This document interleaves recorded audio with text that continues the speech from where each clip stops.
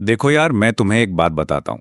जब 17 साल तक कोई कंपनी में काम करो, हर दिन सुबह 6 बजे उठकर 7 बजे फैक्ट्री के गेट पे अपना कार्ड पंच करके वही तेल और ग्रीस की मिली-जुली स्मेल को अपनी सांसों में भरते हुए, जब वर्कर्स के चेहरे पर उनकी थकान और अपनी थकान एक जैसी लगने लगे, जब उनके घर की समस्याएं तुम्हारी अपनी परेशानियां बन जाएं, और फिर 17 साल बाद एक ठंडे एयर कंडीशन कमरे में बैठकर कोई तुमसे कह दे आपकी सर्विसेज की अब और ज़रूरत नहीं है, तो ऐसा लगता है जैसे किसी ने तुम्हारी छाती में बर्फ का एक खंजर घुसेड़ दिया हो।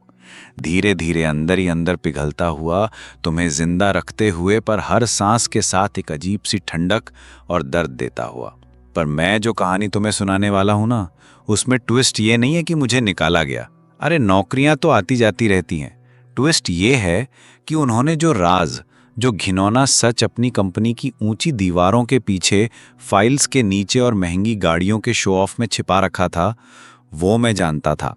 और जो मैं जानता था वो उनकी इस पूरी सल्तनत को, उनके इस झूठ के महल को जमीन से हिला देने के लिए काफी था। मैं हूं राजेश कुमार, 42 साल का। आज मैं अपने ऑफिस में बैठा हूं, पर यह ऑफिस वो नहीं है, ये मेरी अपनी जगह है। पर इस कहानी को समझने के लिए हमें 17 साल पीछे जाना होगा। ये कहानी शुरू होती है एक साधारण से, उम्मीदों से भरे फैक्ट्री सुपरवाइजर से, और खत्म होती है एक ऐसी खोज पर जो मेरी जिंदगी को हमेशा के लिए बदल देगी। सब कुछ शुरू हुआ था साल 2007 में। मैं 25 साल का एक नया नया इंजीनियर, हाथ में डिग्री और आंखों में सपने लिए मॉडर्न ऑटो पार्ट्स लिमिटेड के दरवाजे पर खड़ा था। कंपनी उस वक्त बहुत बड़ी नहीं थी, बस 50-60 वर्कर्स का एक छोटा सा सेटअप था। पर वहां का माहौल, यार क्या बताऊं, एक परिवार जैसा था। हमारे एमडी साहब शर्मा जी एक असली हीरा इंसान थे। वो हर एक वर्कर को उसके नाम से जानते थे। उन्हें पता था कि राकेश के बेटे का बोर्ड का एग्जाम है और सुरेश की बेटी की शादी होने वाली है। दिवाली पर स्वीट्स बांटते थे तो हर डिब्बे पर हाथ रख के कहते थे, ये मेरे परिवार के लिए है। और हम सबको, हर एक को सच में लगता था कि ये कंपनी हमारी अपनी है। हम उसके लिए खून पसीना एक कर रहे थे। मुझे मेरा पहला दिन आज भी याद है। एकदम साफ प्रेस की हुई शर्ट, बालों में तेल डालकर ऐसी कंघी की थी जैसे फिल्मों में हीरो करते हैं। मैं बहुत नर्वस था। शर्मा जी ने मुझे अपने कैबिन में बुलाया। उनकी कुर्सी के पीछे उनके माता पिता की एक फोटो लगी थी। उन्होंने मुझे चाय ऑफर की और बोले, बेटा राजेश, ये याद रखना, यहाँ हम सिर्फ कार के पार्ट्स नहीं बनाते, यहाँ हम रिश्ते बनाते हैं, एक परिवार बनाते हैं। मशीन खराब हो जाए तो ठीक हो जाती है, पर इंसान का दिल टूट जाए तो जुड़ने में वक्त लगता है। अपने लोगों का ख्याल रखना। उनकी इस बात ने मेरे दिल को छू लिया था। और सच कहता हूँ, शुरू के सालों में ये सिर्फ कहने की बात नहीं थी, ये हमारी कंपनी का सच था। मुझे मेरा पहला दिन आज भी याद है। मुझे प्रोडक्शन फ्लोर पर सुपरवाइजर की पोस्ट मिली।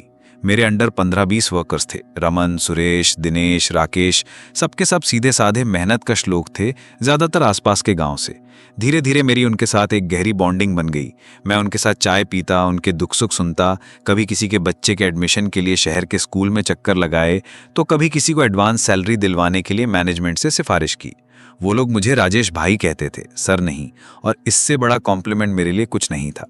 फैक्ट्री में हम कार के जरूरी पार्ट्स बनाते थे, brake pads, clutch plates, engine के कुछ अहम कंपोनेंट्स, मतलब ऐसी चीजें जिन पर लोगों की सुरक्षा, उनकी जिंदगी डिपेंड करती थी। क्वालिटी कंट्रोल मेरी सबसे बड़ी जिम्मेदारी थी। मैं इस काम को पूजा मानता था। हर पीस को अपनी आंखों से इंस्पेक्ट करना, उसकी टेस्टिंग करना, यह सुनिश्चित करना कि जो भी माल फैक्ट्री से बाहर जा रहा है वो बिल्कुल टॉप नॉच हो। मुझे इस काम में एक अजीब सा सुकून मिलता था। एक गर्व महसूस होता था कि मैं जो काम कर रहा हूं वो ईमानदारी का है। वर्कर्स भी मेरी टेक्निकल समझ पर भरोसा करते थे। उन्हें पता था कि राजेश भाई ने ओके बोला है तो माल में कोई कमी नहीं होगी। पहले 5-6 साल तो जैसे पंख लगाकर उड़ गए। कंपनी तेजी से ग्रो कर रही थी, नए नए ऑर्डर्स आ रहे थे, एक नया प्लांट भी लग गया था। हम सबकी सैलरीज में भी अच्छा खासा इंक्रीमेंट हो रहा था। मैं भी जूनियर सुपरवाइजर से सीनियर सुपरवाइजर और फिर फ्लोर इंचार्ज बन गया। शर्मा जी का मेरे ऊपर विश्वास बढ़ता जा रहा था। कई बार मीटिंग्स में वो सबके सामने कहते, राजेश जैसे लोग इस कंपनी की नींव हैं, ये कंपनी का फ्यूचर है। ये सुनकर मेरी छाती गर्व से फूल जाती थी। 2013 में मेरी शादी हुई प्रिया से, एक बहुत ही सुलझी हुई सिंपल लड़की। एक लोकल स्कूल में टीचर थी। हमारी अरेंज मैरिज थी, पर हमें प्यार होते देर नहीं लगी। शर्मा जी मेरी शादी में खुद आए थे। सिर्फ आए नहीं थे, उन्होंने आकर सारी व्यवस्था देखी। मेरे पिताजी के साथ ऐसे खड़े थे जैसे वो लड़के वाले हों। उन्होंने हमें गिफ्ट में एक अलमारी दी और कहा, बेटा इसमें अपने सुनहरे भविष्य के सपने संजो कर रखना। उन्होंने बिना किसी सैलरी डिडक्शन के मुझे 10 दिन की हनीमून लीव भी दी। ये छोटी छोटी बातें थी, पर यही जेस्चर्स आपसे कंपनी को एक परिवार बनाते थे। 2 साल बाद 2015 में हमारे घर खुशखबरी आई। हमारा बेटा अर्जुन पैदा हुआ। मैं उस दिन को कभी नहीं भूल सकता। जब मैंने अर्जुन को पहली बार अपनी गोद में लिया, लगा जैसे दुनिया की सारी खुशी मुझे मिल गई है। और इस खुशी को दोगुना करने के लिए शर्मा जी खुद हॉस्पिटल आए। उन्होंने अर्जुन को गोद में लिया, उनकी आंखें नम हो गईं। बोले, राजेश मुबारक हो, ये तो हमारी कंपनी का फ्यूचर इंजीनियर है। उस वक्त उस पल मुझे लगा कि मैं दुनिया का सबसे किस्मत वाला इंसान हूँ। एक स्टेबल नौकरी, एक समझदार बॉस, एक बढ़ती हुई कंपनी, एक प्यारा सा परिवार। और क्या चाहिए होता है जिंदगी में।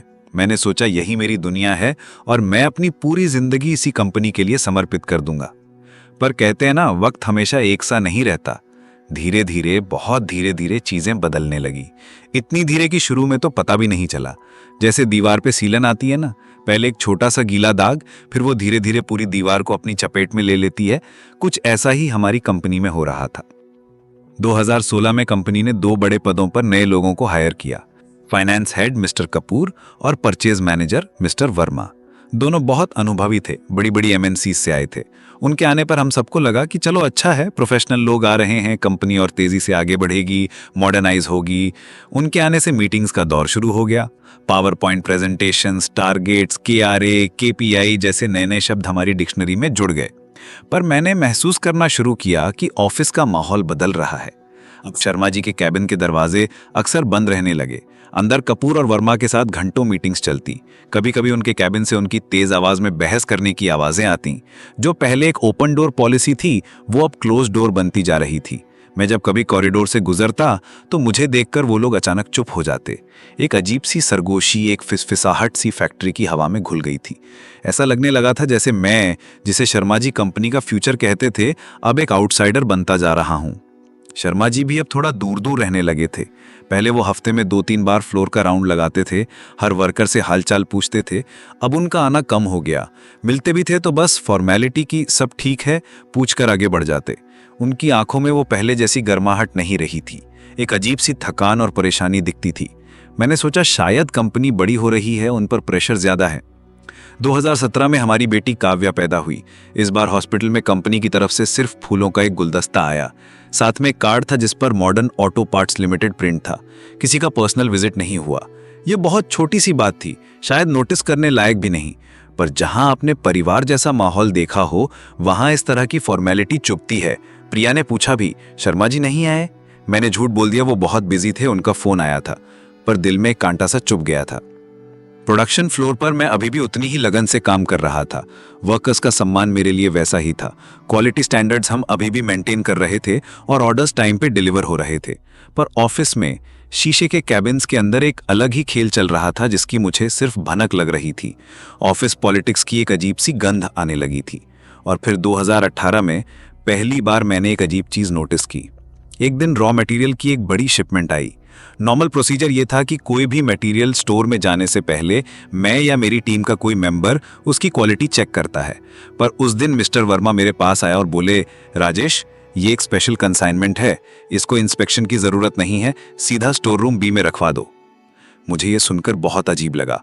हमारी कंपनी की पॉलिसी, जिसे खुद शर्मा जी ने बनाया था, ये थी कि हर आने वाले मटेरियल का, चाहे वो एक छोटा सा स्क्रू ही क्यों ना हो, इंस्पेक्शन जरूरी है। मैंने कहा, लेकिन सर, पॉलिसी के हिसाब से तो। उन्होंने मेरी बात काट दी। उनकी आवाज में एक अजीब सी अकड़ थी। राजेश, मैं परचेज मैनेजर हूं, मैं जानता हूं क्या पॉलिसी है। जो कहा है वो करो। This is an urgent order for a new client. Hierarchy का सम्मान करना था, इसलिए मैं चुप हो गया। मैंने वर्कर्स को बोलकर वो सारा माल सीधे स्टोर रूम बी में रखवा दिया। पर मेरे दिमाग में घंटी बज चुकी थी, कुछ तो गड़बड़ है। इस घटना के बाद मैं थोड़ा और सतर्क, थोड़ा और ऑब्जर्वेंट हो गया। मैंने नोटिस करना शुरू किया कि हर महीने 2 से 3 बार ऐसी शिपमेंट्स आने लगी जो बिना इंस्पेक्शन के सीधे स्टोर में जाती थी। और एक और अजीब बात थी कि ये शिपमेंट्स ज्यादातर शाम की शिफ्ट में आती थी, जब मैं अक्सर फैक्ट्री से निकल चुका होता था। ये सब एक सोची समझी साजिश की तरह लग रहा था। 2019 में एक दिन मुझे इसका एक और सबूत मिला। मैं उस दिन देर रात तक ऑफिस में रुका हुआ था। कुछ जरूरी रिपोर्ट्स थी जो अगले दिन सुबह तक भेजनी थी। जब मैं रात को करीब 10 बजे निकल रहा था तो गेट पर बैठे वॉचमैन राम सिंह ने मुझे सलाम किया। राम सिंह बहुत पुराना आदमी था, मेरे आने से पहले से वहाँ काम कर रहा था। मैंने उससे वैसे ही पूछ लिया, और राम सिंह सब ठीक, कोई दिक्कत तो नहीं? उसने कैजुअली कहा, नहीं साहब सब ठीक है, आज फिर वो नीली वाली ट्रक आई थी, वही ड्राइवर जो महीने में 2-3 बार आता है। मैं अचानक रुक गया। क्यूरियोसिटी से मैंने पूछा, नीली ट्रक? कौन सी नीली ट्रक? वो क्या डिलीवर करता है? उसने कहा, साहब मुझे ठीक से तो नहीं पता, पर वो जब भी आती है वर्मा साहब खुद गेट पर आते हैं और माल सीधे पिछले वाले स्टोर में जाता है। उसकी एंट्री भी अलग रजिस्टर में होती है। इस बात ने मेरे दिमाग में जो शक का बीज था उस पर पानी डाल दिया। अब वो बीज अंकुरित होने लगा था। मैंने इन अनियमित शिपमेंट्स पर पूरी तरह से ध्यान देना शुरू कर दिया। मैं अब जानबूझकर कभी कभी लेट रुकने लगा, कभी मेंटेनेंस का बहाना बनाकर स्टोर रूम में जाता, और वहां मैंने नोटिस किया कि कुछ मटेरियल्स का पैकेजिंग, उनका ब्रांड नेम हमारी रेगुलर सप्लाई से बिल्कुल अलग था। उन पर अजीब से चाइनीज अक्षर लिखे होते थे। उनकी क्वालिटी भी देखने में हल्की लगती थी। 2020 में जब कोविड का कहर टूटा तो पूरी इंडस्ट्री की कमर टूट गई थी। हमारी कंपनी में भी प्रोडक्शन बहुत स्लो हो गया था, वर्कर्स की छटनी की बातें होने लगी थी। पर इस मुश्किल दौर में भी वो गहरे नीले रंग की ट्रक का आना बंद नहीं हुआ। वो मिस्टीरियस शिपमेंट्स अब भी आ रही थी। और जबकि पूरी कंपनी फाइनेंशियली स्ट्रगल कर रही थी, मिस्टर कपूर और मिस्टर वर्मा की लाइफस्टाइल दिन ब दिन बेहतर होती जा रही थी। नई नई गाड़ियाँ, महंगी घड़ियाँ, उनके परिवारों की सोशल मीडिया पर फॉरेन ट्रिप्स की फोटोज। कुछ तो बहुत बुरी तरह से गलत था। ये लोग आग लगे घर में से अपना सामान निकाल रहे थे। मैंने कई बार हिम्मत जुटाकर सोचा कि शर्मा जी से इस बारे में बात करूं, पर अब उन तक पहुंचना ही मुश्किल हो गया था। उनके कैबिन के बाहर उनकी सेक्रेटरी बैठती थी, जो हमेशा एक ही जवाब देती, sir is in a meeting. एक दो बार जब मैं उनसे मिला भी और मैंने इस तरफ इशारा करने की कोशिश की तो उन्होंने मुझे टोक दिया, राजेश तुम प्रोडक्शन पर फोकस करो, परचेजिंग और फाइनेंस उन दोनों की जिम्मेदारी है, वो देख लेंगे।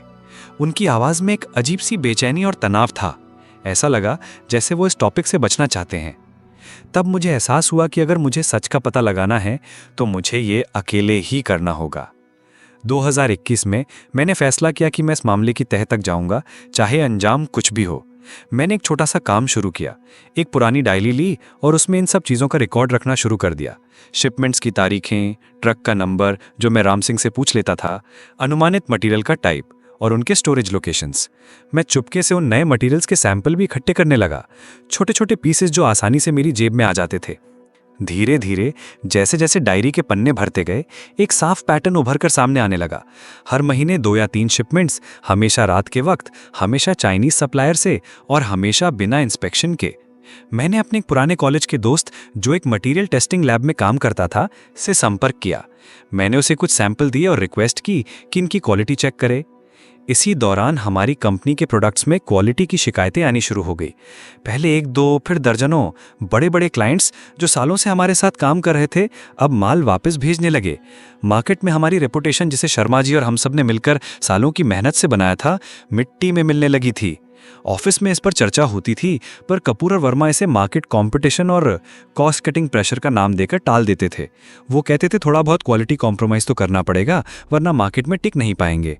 शर्मा जी चुपचाप उनकी बातें सुनते रहते, जैसे उन्होंने हार मान ली हो। 2022 की एक शाम इस पूरी तस्वीर का सबसे ज़रूरी हिस्सा मेरे सामने आ गया। मैं लेट ऑफिस में था और अपने कैबिन की तरफ जा रहा था।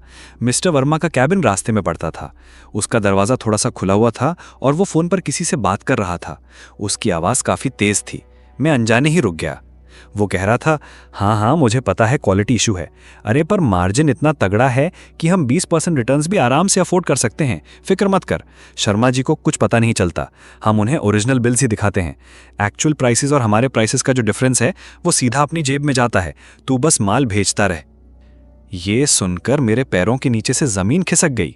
मेरा खून खौल उठा। ये लोग सिर्फ कंपनी को नहीं लूट रहे थे, ये हजारों लोगों की जान के साथ खिलवाड़ कर रहे थे जो हमारी गाड़ियों में हमारे बनाए ब्रेक पैड्स और क्लच प्लेट्स पर भरोसा करते थे। ये उन मासूम वर्कर्स की नौकरियों के साथ खिलवाड़ कर रहे थे जिनकी रोजी रोटी इस फैक्ट्री से चलती थी। ये शर्मा जी के विश्वास का गला घोंट रहे थे। उस दिन, उस पल मैंने फैसला कर लिया, अब बस मैं इन सबको बेनकाब करूंगा। अब मेरा मिशन सिर्फ सच जानना नहीं था, बल्कि सबूत इकट्ठे करना था। अगले 6 महीने मैंने एक जासूस की तरह काम किया। मैं चुपके से स्टोर रूम में जाकर उन नए मटेरियल्स के सामने खड़े होकर फोटो खींचता। मैंने प्रोक्योरमेंट डिपार्टमेंट में अपने एक पुराने साथी की मदद से कुछ फर्जी बिल्स की फोटोकॉपी हासिल की। मैंने रेगुलर सप्लायर से उन्हीं मटेरियल्स के कोटेशन लिए ताकि प्राइस डिफरेंस साफ साफ दिखा सकूं। और सबसे बड़ा सबूत मेरे हाथ तब लगा जब मेरे लैब वाले दोस्त का फोन आया। उसने बताया, राजेश, ये जो सैंपल तूने दिए थे ये तो बिल्कुल ही घटिया क्वालिटी के हैं। इनकी टेंसाइल स्ट्रेंथ स्टैंडर्ड से 40% कम है। अगर ये ब्रेक पैड्स में यूज हो रहे हैं तो भगवान ही मालिक है। अब मेरे पास सब कुछ था, फोटोज, डॉक्यूमेंट्स, फर्जी बिल्स, सप्लायर के डिटेल्स, प्राइस कंपैरिजंस और एक इंडिपेंडेंट लैब की क्वालिटी रिपोर्ट। मेरे पास इन लोगों के खिलाफ एक पहाड़ जैसा सबूत था। 2023 की शुरुआत में मैंने पहला कदम उठाया। मैंने एक एनोनिमस कंप्लेंट फाइल की कंपनी के इंटरनल ऑडिट डिपार्टमेंट में। सारे सबूतों की एक कॉपी उसके साथ लगा दी। मुझे लगा अब एक्शन होगा, पर 1 हफ्ता, 2 हफ्ता, 1 महीना बीत गया, कुछ नहीं हुआ, जैसे वो कंप्लेंट आई ही ना हो। शायद ऑडिट डिपार्टमेंट में भी कोई साजिश में शामिल था, या शायद उन लोगों ने ऊपर से ही मामले को दबा दिया। अब मेरे पास सिर्फ एक ही रास्ता बचा था, वो रास्ता जो मैं अब तक टाल रहा था। मुझे सीधा शर्मा जी से बात करनी ही थी। मार्च 2023 की एक दोपहर मैं लंबी सांस लेकर उनके कैबिन में घुसा। उन्होंने मुझे देखकर हैरानी से पूछा, राजेश, सब ठीक? मैंने उनके सामने वाली कुर्सी पर बैठकर कहा, नहीं सर, कुछ भी ठीक नहीं है। और मैंने एक एक करके सारे सबूत उनकी टेबल पर रख दिए, फोटोज, बिल्स, लैब रिपोर्ट। जैसे जैसे मैं बोलता जा रहा था और वो डॉक्यूमेंट्स देखते जा रहे थे, उनके चेहरे का रंग उड़ता जा रहा था। वो पूरी तरह से शॉक थे। उनकी आंखों में एक अजीब सी लाचारी और गुस्सा था। जब मैंने अपनी बात खत्म की तो वो कुछ देर तक चुपचाप बैठे रहे। फिर धीमी आवाज में बोले, राजेश, ये बहुत संगीन आरोप है। मैं इसकी पूरी इन्वेस्टिगेशन करवाऊंगा, मुझे थोड़ा वक्त दो। मैं उनके कैबिन से एक उम्मीद लेकर निकला। मुझे लगा अब सब ठीक हो जाएगा, शर्मा जी अब एक्शन लेंगे। मैंने उनकी आंखों में सच्चाई देखी की, पर मैं कितना गलत था। अगले ही दिन से ऑफिस में मेरे साथ अजीब बर्ताव शुरू हो गया। कपूर और वर्मा की आंखों में अब मेरे लिए नफरत साफ दिखती थी। वो लोग कॉरिडोर में मुझे देखकर भी अनदेखा कर देते थे। जिन मीटिंग्स में मुझे हमेशा बुलाया जाता था, उनसे मुझे दूर रखा जाने लगा था। प्रोडक्शन से जुड़े फैसले भी मुझसे बिना पूछे लिए जाने लगे थे। मुझे पूरी तरह से अलग थलग करने की कोशिश की जा रही थी। ऐसा लग रहा था जैसे मैं कोई अछूत हूँ। वर्कर्स भी कंफ्यूज थे कि अचानक से ये सब क्या हो रहा है। अप्रैल 2023 महीने का आखिरी हफ्ता, मुझे एचआर डिपार्टमेंट से एक ईमेल आया, परफॉर्मेंस रिव्यू मीटिंग। मुझे अजीब लगा क्योंकि ऐसी मीटिंग साल के अंत में होती थी, बीच में नहीं। जब मैं एचआर की मीटिंग रूम में पहुंचा तो वहां मेरे सामने 3 लोग बैठे थे, मिस्टर कपूर, मिस्टर वर्मा और उनके बीच में शर्मा जी। शर्मा जी नजरें चुराए हुए थे। कपूर ने एक फाइल खोलते हुए कहा, राजेश, मैनेजमेंट ने तुम्हारा पिछले कुछ समय का परफॉर्मेंस रिव्यू किया है और हम इस नतीजे पर पहुंचे हैं कि तुम्हारा परफॉर्मेंस सैटिस्फैक्टरी नहीं है। मैं शॉक था। मैं कुछ बोलता उससे पहले वर्मा बोला, तुम्हारे अंडर क्वालिटी इश्यूज बहुत बढ़ गए हैं, कस्टमर कंप्लेंट्स की लाइन लगी हुई है, वर्कर्स प्रोडक्टिविटी भी नीचे जा रही है और तुम्हारा मैनेजमेंट के साथ कोऑपरेशन बिल्कुल जीरो है। ये सब सुनकर मेरा दिमाग सुन्न हो गया। 17 साल में एक भी कंप्लेंट नहीं, एक भी नेगेटिव रिमार्क नहीं, और अचानक से ये सब आरोप। ये साफ साफ एक साजिश थी। ये मुझे फंसा रहे थे। मैंने हिम्मत जुटाकर बोला, ये सब झूठ है। आप जानते हैं कि क्वालिटी इश्यूज मेरी वजह से नहीं, बल्कि उन घटिया रॉ मटेरियल्स की वजह से हैं जो आप लोग। कपूर ने मुझे बीच में ही टोक दिया, इनफ राजेश, मैनेजमेंट पर बेबुनियाद इल्जाम लगाने की कोशिश मत करो, डिसीजन ले लिया गया है। उसने शर्मा जी की तरफ देखा। शर्मा जी अब भी जमीन को घूर रहे थे। फिर उन्होंने सर उठाया, मुझसे नजर मिलाए बिना एक ठंडी आवाज में बोले, राजेश, कंपनी को रीस्ट्रक्चर करना पड़ रहा है, कॉस्ट कटिंग करनी है और अनफॉर्चुनेटली तुम्हारा पोजीशन रिडंडेंट हो गया है। अब इस कंपनी को तुम्हारी ज़रूरत नहीं है। तुम्हारा पोजीशन रिडंडेंट हो गया है। ये शब्द मेरे कानों में एक बॉम्ब की तरह फटे। हम तुम्हें 3 महीने की सेवरेंस पे देंगे और एक एक्सपीरियंस लेटर भी प्रोवाइड करेंगे। मैं अपनी कुर्सी से उठ खड़ा हुआ। मेरी आवाज़ कांप रही थी गुस्से और अपमान से। सर, आप 17 साल दिए हैं मैंने इस कंपनी को, इसे अपना परिवार समझा, और आप इन लोगों की वजह से। सर, ये गलत है, ये अन्याय है। शर्मा जी ने एक बार मेरी तरफ देखा। उनकी आंखों में एक पल के लिए मुझे शर्मिंदगी दिखी, पर अगले ही पल वो पत्थर की हो गई। डिसीजन फाइनल है राजेश, तुम्हारा लास्ट वर्किंग डे इस फ्राइडे है। मैं उस कमरे से कैसे बाहर निकला मुझे नहीं पता। ऐसा लग रहा था जैसे मैं किसी और की जिंदगी देख रहा हूँ, जैसे मेरा शरीर चल रहा था पर मेरी आत्मा वहीं उस कुर्सी पर बैठी रह गई थी। मैं जब फैक्ट्री फ्लोर से गुजरा तो वर्कर्स मुझे देख रहे थे। रमन, सुरेश, सबके चेहरों पर सवाल थे। मैं किसी से नज़र नहीं मिला पाया। मैं उस कंपनी से बाहर निकला जिसे मैंने 17 साल तक अपना मंदिर समझा था, और आज उसी मंदिर के पुजारियों ने मुझे बाहर फेंक दिया था। घर आकर मैं टूटे हुए इंसान की तरह सोफे पर गिर गया। जब प्रिया ने मुझे इस हालत में देखा और मैंने उसे सारी बात बताई तो वो भी सन्न रह गई, पर वो टूटी नहीं। उसने मेरा हाथ थामा और कहा, आपने कुछ गलत नहीं किया है, आप सच के लिए खड़े हुए, मुझे आप पर गर्व है। उसकी इस बात ने मुझे थोड़ी हिम्मत दी, पर टेंशन बहुत था। 2 बच्चे, घर की ईएमआई, उनकी स्कूल की फीस, और अचानक से इनकम ज़ीरो। रातों की नींद उड़ गई, पर मेरे अंदर का गुस्सा, वो अपमान मुझे सोने नहीं दे रहा था। मेरे पास वो सारे सबूत अब भी थे। मैंने उनकी एक एक कॉपी बनाकर ऐसी जगह छिपा दी थी जहां किसी का हाथ न पहुंच सके, और मैंने फैसला किया कि मैं ये लड़ाई ऐसे नहीं छोड़ूंगा, मैं हार नहीं मानूंगा। मैंने लेबर कोर्ट में रॉन्गफुल टर्मिनेशन यानी गलत तरीके से नौकरी से निकालने का केस फाइल किया।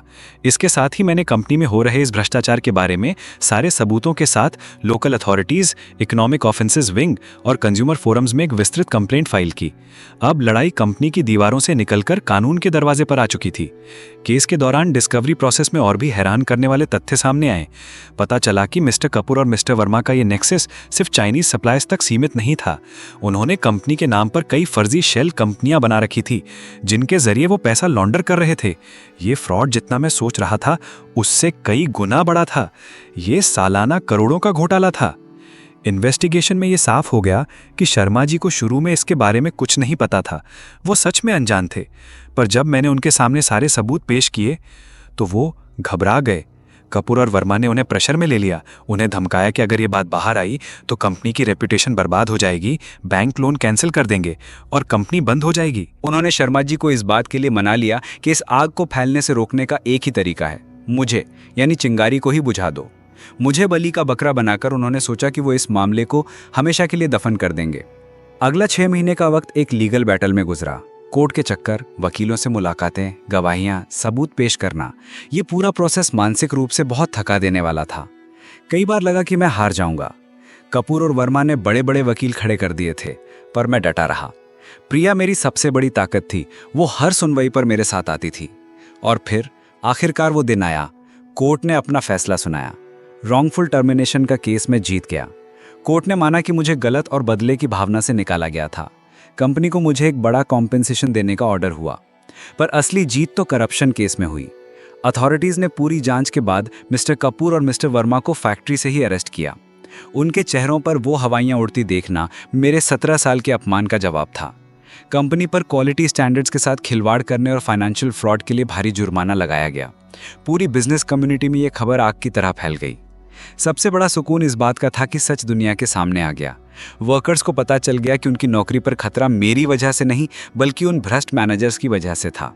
कस्टमर्स को पता चला कि उन्हें घटिया प्रोडक्ट्स क्यों मिल रहे थे, और पूरी इंडस्ट्री में इस तरह की फ्रॉड स्कीम्स के बारे में एक जागरूकता आ गई। फैसले के कुछ दिन बाद मेरे पास शर्मा जी का फोन आया। उनकी आवाज़ में गहरा पछतावा था। उन्होंने मुझसे बार बार माफ़ी मांगी। कहा, राजेश, मैं कमज़ोर पड़ गया था, मैं डर गया था, मुझे माफ़ कर दो। उन्होंने मुझे जॉब वापस ऑफर की, एक बेहतर पोजीशन और डबल सैलरी के साथ। पर मैंने बहुत ही विनम्रता से मना कर दिया। मैंने कहा, सर, शीशा जब टूट जाता है तो उसमें चेहरा तो दिखता है, पर दरारों के साथ। भरोसा, विश्वास, ये वो शीशा था जो अब टूट चुका था। मैंने फैसला किया कि मैं अब एक नई शुरुआत करूंगा। कॉम्पेंसेशन से जो पैसा मिला और अपनी सारी सेविंग्स लगाकर मैंने अपना एक छोटा सा बिजनेस शुरू किया, क्वालिटी कंट्रोल कंसल्टेंसी। मेरे 17 साल का अनुभव और इस पूरी घटना के दौरान जो ज्ञान मुझे मिला वो दोनों मेरे काम आए। आज मैं कई छोटी बड़ी कंपनीज को उनके क्वालिटी स्टैंडर्ड्स मेंटेन करने में और इस तरह की फ्रॉड स्कीम्स को पहचानने में मदद करता हूं। इस पूरे सफर में मैंने जो सबसे बड़ा सबक सीखा वो ये था कि वफादारी कभी भी अंधी नहीं होनी चाहिए। हमेशा अपनी आंखें और कान खुले रखो और जहां कुछ गलत हो रहा हो उसके खिलाफ आवाज उठाओ, चाहे उसकी कीमत कुछ भी क्यों ना चुकानी पड़े, क्योंकि अंत में आपकी ईमानदारी और आपके ज़मीर की कीमत से बढ़कर इस दुनिया में कुछ भी नहीं है। और मैंने ये भी सीखा कि 17 साल का अनुभव सिर्फ नौकरी में नहीं होता, वो आपके ज्ञान में बदल जाता है। जब उन्होंने मुझे निकाला था तो मैंने सिर्फ एक नौकरी नहीं खोई थी, मैंने वो सारा ज्ञान अपने साथ ले लिया था, और उसी ज्ञान, उसी विजडम ने मुझे आज एक सफल एंटरप्रेन्योर बना दिया। उस दिन उस ठंडे एसी वाले कमरे में जब उन्होंने कहा था तुम्हारा पोजीशन रिडंडेंट हो गया है, उनको सच में नहीं पता था कि मैं क्या जानता था। उन्होंने सोचा था कि वो एक मामूली से सुपरवाइजर को निकाल रहे हैं, पर उन्हें ये नहीं पता था कि वो उस इंसान को निकाल रहे थे जिसके पास उनके झूठ के महल को गिरा देने वाली हर एक ईंट का हिसाब था। इस ज्ञान ने ना सिर्फ मेरी जिंदगी बदली, बल्कि शायद अनजाने में ही कई लोगों की जिंदगी को सुरक्षित भी किया। आज जब मैं अपने बच्चों अर्जुन और काव्या को हंसते खेलते देखता हूं तो एक गर्व महसूस होता है। उन्हें पता है कि उनके पापा ने सच के लिए लड़ाई लड़ी, गलत के आगे झुके नहीं और अंत में जीत हासिल की। ये संस्कार, ये वैल्यूज किसी भी दौलत से बड़ी विरासत है जो मैं उनके लिए छोड़ सकता हूँ। कभी कभी लोग मुझसे पूछते हैं, राजेश तुमने 17 साल की स्टेबल जॉब को दांव पर क्यों लगाया? मैं मुस्कुराकर कहता हूँ, भाई नौकरी तो आती जाती रहती है, पर इज्जत और ज़मीर अगर एक बार चला जाए तो वो कभी वापस नहीं आता। और सबसे ज़रूरी बात, मैंने ये साबित किया कि एक आम इंसान, एक साधारण सा सुपरवाइजर भी अगर ठान ले तो पूरे सिस्टम को चुनौती दे सकता है, भ्रष्टाचार को बेनकाब कर सकता है और न्याय हासिल कर सकता है। बस हिम्मत चाहिए, सब्र चाहिए और सच पर अटल विश्वास चाहिए। ये कहानी सिर्फ मेरी, राजेश कुमार की नहीं है। ये कहानी हर उस वर्कर, हर उस एम्प्लॉय की है जो कॉरपोरेट दुनिया की चकाचौंध में अपनी ईमानदारी से काम करता है। हर उस इंसान की है जो महसूस करता है कि कुछ गलत हो रहा है पर आवाज उठाने से डरता है। मेरा संदेश उन सब के लिए है, डरो मत, आवाज उठाओ, लड़ो, क्योंकि अंत में जीत हमेशा सच की ही होती है और ईमानदारी से कमाया गया सम्मान किसी भी कॉरपोरेट पोजीशन से 1000 गुना ज्यादा कीमती होता है। और हाँ, उनको पता नहीं था कि मैं क्या जानता था, पर अब पूरी दुनिया जानती है।